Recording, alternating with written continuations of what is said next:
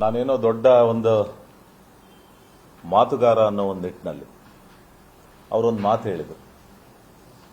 ಅವರಿಗೆ ಪ್ರದೀಪ್ ಈಶ್ವರ್ ಅಂತೇಳಿ ಅವ್ರ ತಂದೆ ತಾಯಿಯವರು ಬಹಳ ತುಂಬಾ ಒಳ್ಳೆ ಹೆಸರನ್ನು ಇಟ್ಟಿದ್ದಾರೆ, ಭಗವಂತನ ಹೆಸರನ್ನು ಇಟ್ಟಿದ್ದಾರೆ.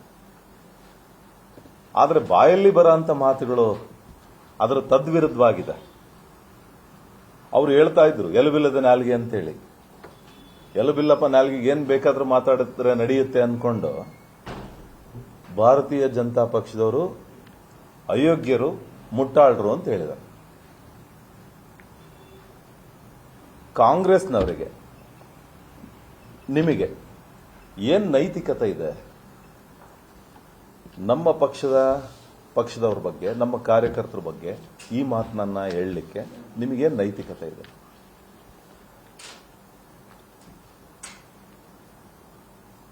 ದಾವಣಗೆರೆನಲ್ಲಿ ಸುಮಾರು 87,000 ಜನ ಅಲ್ಪಸಂಖ್ಯಾತರಿದ್ದಾರೆ. ಸುಮಾರು ವರ್ಷಗಳ ಕಾಲ ಅಲ್ಪಸಂಖ್ಯಾತರಿಗೆ ಕಾಂಗ್ರೆಸ್ನಿಂದ ಟಿಕೆಟ್ ಕೊಡ್ರಿ ಅಂತೇಳಿ ಕೂಗೆದ್ದಿತ್ತು. ಆದರೆ ಕಳೆದ ಬಾರಿ ಚುನಾವಣೆಯಲ್ಲಿ ಶಾಮನೂರು ಶಿವಶಂಕರಪ್ಪನವರು ಇದು ನನ್ನ ಕೊನೆಯ ಚುನಾವಣೆ, ಬರೋಂಥ ಚುನಾವಣೆಯಲ್ಲಿ ನಿಮಗೆ ನಾನು 100ಕ್ಕೆ 100 ಟಿಕೆಟ್ ಅನ್ನು ಕೊಡಿಸಿ ಗೆಲ್ಸ್ಕೊಂಡು ಬರ್ತೀನಿ ಅಂತೇಳಿ ಅವರು ಮಾತನ್ನ ಕೊಟ್ಟಿದ್ರು ಅಲ್ಪಸಂಖ್ಯಾತರಿಗೆ. ಅವರು ದೈವಾಧೀನರಾಗಿದ್ದಾರೆ, ಸ್ವರ್ಗದಲ್ಲಿದ್ದಾರೆ. ಮತ್ತೆ ಕಾಂಗ್ರೆಸ್ನವರು ಒಬ್ಬ ಹಿರಿಯ ಶಾಸಕರಾಗಿರ್ತಕ್ಕಂಥವ್ರು, 6 ಬಾರಿ ಶಾಸಕರಾಗಿರ್ತಕ್ಕಂಥವ್ರು, ಅವರ ಮಾತನ್ನ ಉಳಿಸೋದು ಕಾಂಗ್ರೆಸ್ನವರ ಕರ್ತವ್ಯ ಆಗಿತ್ತು. ಯಾಕೆ ಮತ್ತೆ ಶಾಮನೂರು ಶಿವಶಂಕರಪ್ಪನವರು ಹೇಳಿದ್ದಂತ ಮಾತನ್ನ ಉಳಿಸ್ಕೊಳ್ಳಿಲ್ಲ ಇವರು? 87,000 ಜನ ಅಲ್ಪಸಂಖ್ಯಾತ ಮತದಾರರಿದ್ರು ಕೂಡ ಯಾಕೆ ಅಲ್ಪಸಂಖ್ಯಾತರಿಗೆ ಟಿಕೆಟ್ ಅನ್ನ ಕೊಡಲಿಲ್ಲ ಇವರು? ಇದೇ ಶಿಗ್ಗಾಂವ್ನಲ್ಲಿ ಈ ಹಿಂದೆ ಅಜ್ಜಂಪುರ ಖಾದ್ರಿ ಅವರಿಗೆ 2-3 ಬಾರಿ ಟಿಕೆಟ್ ಅನ್ನು ಕೊಟ್ಟರು. ಮೊನ್ನೆ ದಿವಸನೂ ಕೂಡ ಯಾಸಿನ್ ಪಠಾಣ್ರವರಿಗೆ ಟಿಕೆಟ್ ಅನ್ನು ಕೊಟ್ಟರು. ಅಲ್ಲಿ ಅಲ್ಪಸಂಖ್ಯಾತರು ಎಷ್ಟು ಜನ ಇದ್ದಾರೆ? 60,000 ರಿಂದ 65,000 ಜನ ಅಲ್ಪಸಂಖ್ಯಾತರಿದ್ದಾರೆ ಶಿಗ್ಗಾಂವ್ನಲ್ಲಿ. ಆದರೂ ಕೂಡ 4 ಬಾರಿ ಟಿಕೆಟ್ ಕೊಟ್ಟರು. ಮತ್ತೆ ಇಲ್ಲಿ ಅದಕ್ಕಿಂತ ಹೆಚ್ಚಿದ್ರಲ್ಲ, ಮತ್ತೆ ಇಲ್ಲಿ ಯಾಕೆ ಟಿಕೆಟ್ ಕೊಡಲಿಲ್ಲ? ಈ ಬಾರಿ ಇತಿಹಾಸದಲ್ಲೇ 24 ಜನ ಅಲ್ಪಸಂಖ್ಯಾತರು ನಾಮಪತ್ರ ಸಲ್ಲಿಸಿದ್ದಾರೆ. ಇತಿಹಾಸದಲ್ಲೇ ಇಷ್ಟೊಂದು ಜನ ನಾಮಪತ್ರ ಸಲ್ಲಿಸಿರಲಿಲ್ಲ. ಏನು ಶಾಮನೂರು ಶಿವಶಂಕರಪ್ಪರು ದೈವಾಧೀನರಾದ ನಂತರದಿಂದ ಅಲ್ಪಸಂಖ್ಯಾತರ ದೊಡ್ಡ ದೊಡ್ಡ ಕಾರ್ಯಕ್ರಮಗಳು 21 ಕಾರ್ಯಕ್ರಮಗಳನ್ನು ಮಾಡಿದ್ದಾರೆ.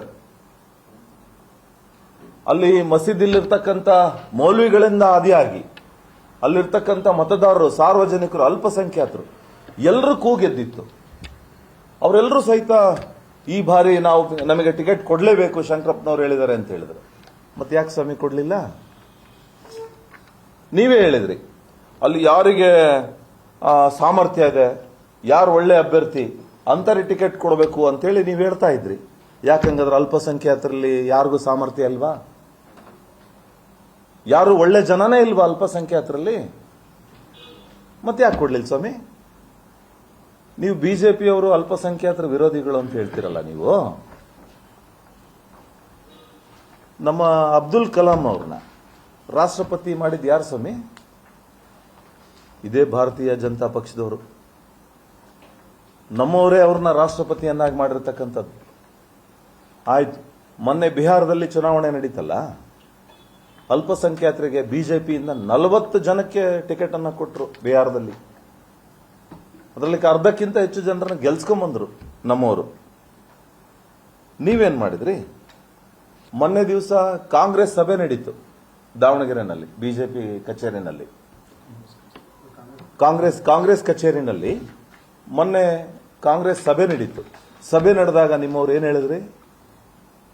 ಅಲ್ಪಸಂಖ್ಯಾತರಿಗೆ 500 ರೂಪಾಯಿ ಕೊಟ್ಟರೆ ಸಾಕು, ಒಂದು ಬಿರಿಯಾನಿ ಕೊಟ್ಟರೆ ಸಾಕು, ಅವ್ರು ನಮಗೆ ಮತ ಹಾಕ್ತಾರೆ ಅಂದ್ರು.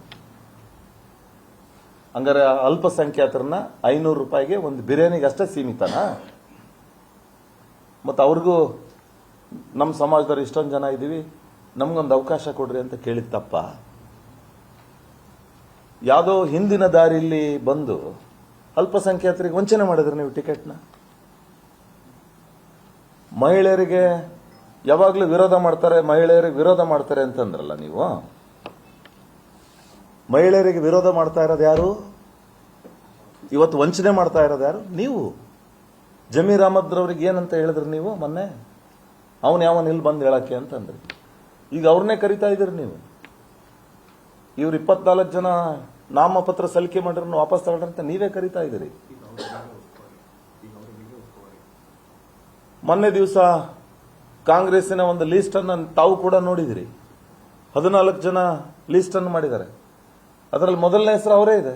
ಜಮೀರ್ ಅಹಮದ್ ಅವರು ಉಸ್ತುವಾರಿನಲ್ಲೇ ನಾವು ದಾವಣಗೆರೆ ದಕ್ಷಿಣ ಕ್ಷೇತ್ರವನ್ನ ಚುನಾವಣೆ ಮಾಡ್ತೀವಿ ಅಂತೇಳಿ. ಈ ಅಲ್ಪಸಂಖ್ಯಾತರು 500 ರೂಪಾಯಿ ಬಿರಿಯಾನಿಗೆ ಅಷ್ಟೇ ಸೀಮಿತನಾ? ನಾವು ಅಲ್ಪಸಂಖ್ಯಾತರು ಬಹಳ ಜನ ಮಾತಾಡಿಸಿದ್ದೀವಿ. ಅವ್ರು ಹೇಳೋದು ಒಂದೇ ಮಾತು, ಯಾರೇ ಬರಲಿ ನಮ್ಮ ಸಮಾಜದವರು, ಯಾರೇ ಏನೇ ಬರಲಿ, ಪ್ರದೀಪ್ ಈಶ್ವರ್ ಏನಾದರೂ ಈ ಚುನಾವಣೆ ಸಂಬಂಧ ಪ್ರಚಾರಕ್ಕೆ ಬಂದ್ರೆ ಅವನನ್ನ ನಾವು ಒದ್ದು ಹೊರಗಾಗ್ತೀವಿ ದಾವಣಗೆರೆ ದಕ್ಷಿಣ ಕ್ಷೇತ್ರದಿಂದ ಅಂತ ಹೇಳ್ತಿದ್ದಾರೆ. ನಿನಗೆ ತಾಕತ್ತಿದ್ರು ಬಾ. ಏಯ್ ಪ್ರದೀಪ್ ಈಶ್ವರ್, ನಿನ್ನ ನ್ಯಾಲ್ಗೆನಾ ಏನಂತಾರೆ ಅದಕ್ಕೆ? ನಮ್ಮ ಹಳ್ಳಿ ಭಾಷೆನಲ್ಲಿ ಹೇಳ್ತಾರೆ ನ್ಯಾಲ್ಗೆನ ಏನಂತೇಳಿ. ಮನುಷ್ಯತ್ವ ಇದ್ದಾನೆ ನಿನಗೆ? ಸಾಂವಿಧಾನಿಕ ಹುದ್ದೆಯಲ್ಲಿ ಇದೆಯಲ್ಲ ನೀನೊಬ್ಬ ಜನಪ್ರತಿನಿಧಿ ಆಗಿದೆಯಲ್ಲ. ಏನೋ ಬಹಳ ಓದ್ಕೊಂಡ್ಬಿಟ್ಟಿದ್ದೀನಿ, ಬಹಳ ಶಾಲೆ ಕಾಲೇಜುಗಳು ಇದೇ ಮಾತಾಡೋದ? ನಿನ್ ತಂದೆ ತಾಯಿ ಇದೇನ ಕಲ್ಸಿರೋದು ನಿನಗೆ? ಮಾನ ಮರ್ಯಾದೆ ಇದೆನಾ ನಿನಗೆ? ನಾಚಿಕೆ ಆಗಲ್ವಾ ನಿನಗೆ? ಆ ಹೆಣ್ಮಕ್ಳ ಬಗ್ಗೆ ಮಾತಾಡ್ತೀಯಲ್ಲ ನೀನು, ಅಲ್ಪಸಂಖ್ಯಾತರ ಹೆಣ್ಮಕ್ಳ ಬಗ್ಗೆ. ದಾವಣಗೆರೆ ದಕ್ಷಿಣ ಕ್ಷೇತ್ರದಲ್ಲಿ ಏನ್ ನಡೀತಾ ಇದೆ ಅಂತ ನೋಡ್ತಾ ಇದೀಯ ನೀನು? ನೋಡಿದೀಯ ನೀನು? ಯಾರ್ದೋ ಒಂದು ಮನ ಒಲೈಸಕ್ಕೆ, ಯಾರಿಗೋ ಒಳ್ಳೆನಾಗೋದಿಕ್ಕೆ ನೀನು ಇನ್ನೇನೋ ದೊಡ್ಡ ದೊಡ್ಡ ಆಸೆ ಕಂಡಿದ್ಯಾ ಅನ್ನಂಗೆ ಕಾಣುತ್ತೆ. ನಿನ್ನ ಕ್ಷೇತ್ರದಲ್ಲಿ ಅಲ್ಪಸಂಖ್ಯಾತರು ಇದ್ದಾರೆ, ಹಿಂದೂಗಳು ಇದ್ದಾರೆ. ಏನೇನು ಹೊಲೈಕೆ ರಾಜಕಾರಣ ಮಾಡ್ತಿದ್ಯಾ, ನಿನ್ನ ಹೊಲಸು ನಾಲ್ಗೆ ಏನಂತೇಳಿ ಜನರು ನೋಡ್ತಾ ಇದ್ದಾರೆ. ತಕ್ಕ ಪಾಠ ಕಲಿಸ್ತಾರೆ. ಇನ್ನೇನು ಬಹಳ ವರ್ಷ ಇಲ್ಲ, ಇನ್ನು 2 ವರ್ಷ ಇದೆ ಚುನಾವಣೆ. ಸ್ವಲ್ಪ ನಾಲ್ಗಿನ ಬಿಗಿಡಿದು ಮಾತನಾಡೋದು ಕಲಿ. ಏನ್ ತಿಳ್ಕೊಂಡಿದೀಯ ನೀನು? ಬಾ ನೀನ್ ದಾವಣಗೆರೆಗೆ ನೀನ್ ಗಂಟಸಾದ್ರೆ ಇಲ್ಲಿ ಅಲ್ಪಸಂಖ್ಯಾತರ ನಿನ್ ತಾಕತ್ತ ಏನಂತೇಳಿ ತೋರಿಸ್ಕೊಡ್ತಾರೆ ನಿನಗೆ. ಏನ್ ಜನ ಸುಮ್ನಿರ್ತಾರೆ ಅಂತೇಳಿ ಇಲ್ಲದೆಲ್ಲ ಗಾಂಚಲಿ ಮಾಡ್ತೀಯ ನೀನು? ಬಾ ನೀನ್ ನೋಡೋಣ ದಾವಣಗೆರೆಗೆ. ಏನು ಅಯೋಗ್ಯರ ನಾವು? ಯಾರು ಬಿಜೆಪಿ ಅವರು ಅಯೋಗ್ಯರ ನಾವು? ನೀನು ಅಯೋಗ್ಯ, ನೀನು ಮುಟ್ಟಾಳ. ಸಂವಿಧಾನಕ್ಕೆ ಹುದ್ದೆಯಲ್ಲಿ ಇರ್ತಕ್ಕಂಥವನು ಪ್ರಗತಿಪರ ಚಿಂತನೆಯನ್ನು ಇಟ್ಕೊಂಡಿರ್ಬೇಕು. ನಿನ್ನ ಕ್ಷೇತ್ರ ಅಭಿವೃದ್ಧಿ ಬಗ್ಗೆ ಯೋಚನೆ ಮಾಡಬೇಕು. ಅಲ್ಲಿ ಕ್ಷೇತ್ರದಲ್ಲಿ ಇರ್ತಕ್ಕಂಥ ಜನರನ್ನ ವಿಶ್ವಾಸಕ್ಕೆ ತಗೊಂಡು ಅವರನ್ನ ಹಿಂದೆ ಇರ್ತಕ್ಕಂಥವ್ರು, ಕಷ್ಟದಲ್ಲಿ ಇರ್ತಕ್ಕಂಥವ್ರನ್ನ ಅವ್ರನ್ನ ಮೇಲ್ತರ ಅಂತ ಒಂದು ಕೆಲಸವನ್ನು ಮಾಡಬೇಕು. ಅದು ಬಿಟ್ಟು ಚಿಲ್ಲರ ಮಾತಾಡ್ತೀಯ ನೀನು? ನಿನಗೆ ಗೌರವ ಕೊಡ್ತಾ ಇದ್ದೆ ನಾನು, ಏನೋ ಬಹಳ ಜನಕ್ಕೆ ವಿದ್ಯೆ ಕೊಡಿಸ್ತೀಯ ನೀನು, ಬಹಳ ಬುದ್ಧಿವಂತ ಇದೆಯಾ ಅಂತ. ಏನ್ ಮಾತಾಡ್ತಿದ್ಯಾ ನೀನು? ಬಾ ನೀನು ನೋಡ್ತೀನಿ. ದಾವಣಗೆರೆ ಕಾಲಿಡು ನೀನು ಗಂಡಸಾದ್ರೆ.